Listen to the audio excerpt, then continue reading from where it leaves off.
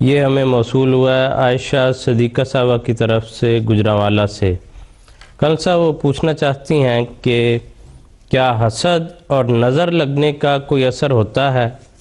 اور دوسرا حصہ ان کے سوال کا یہ ہے، کہتی ہیں کہ اگر اثر ہوتا ہے تو اس سے بچنے کا کیا طریق ہے؟ بات یہ ہے کہ انسان کے جسم کے اعضاء میں قوتیں پنہا ہیں۔ کسی کے اندر قوتیں تھوڑی ہیں، کسی کے اندر قوتیں زیادہ ہیں۔ کہ جن کے اندر قوت ہوتی ہے وہ بعض اوقات بعض خاص اصولوں کے مطابق ورزش کر کے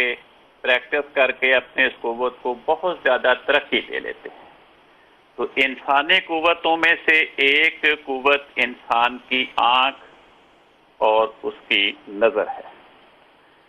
جب انسان کسی چیز کو دیکھتا ہے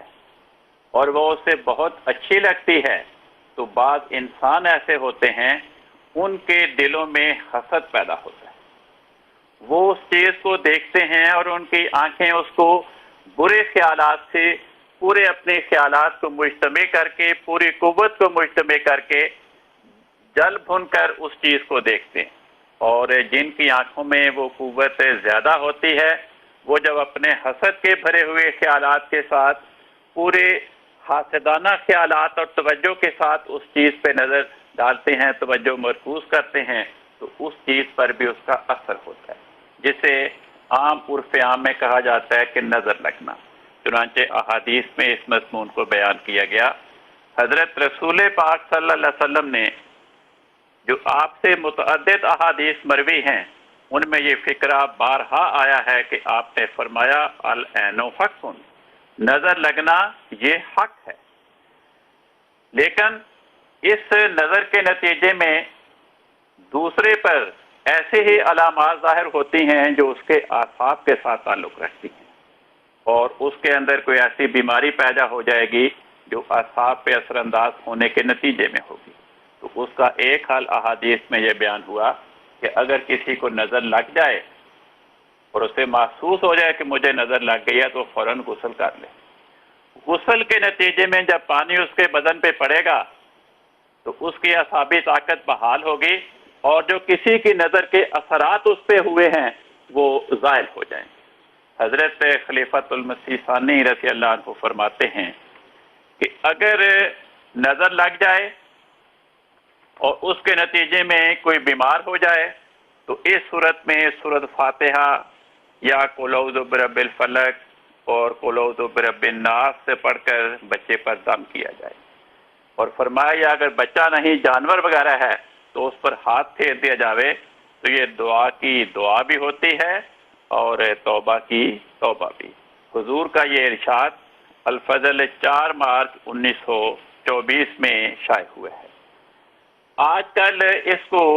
پرانے زمانے میں جیسا کہ میں نے عرض کیا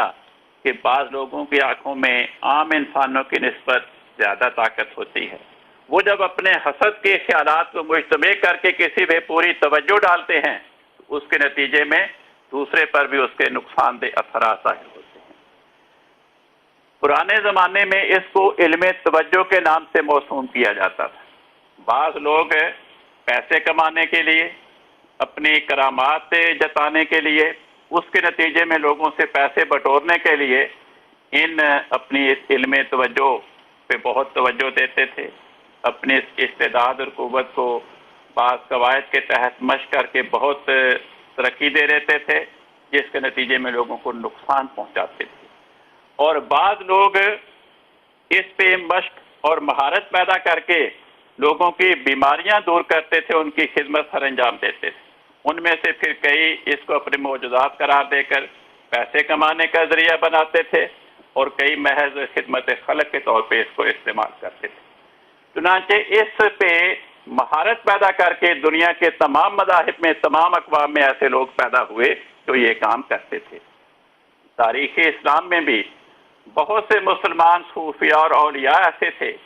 جنہوں نے اس علم توجہ میں مہارت پیدا کر کے حضرت مسیح موعود علیہ السلام فرماتے ہیں ان کے اندر اتنی استعداد پیدا ہو جاتی تھی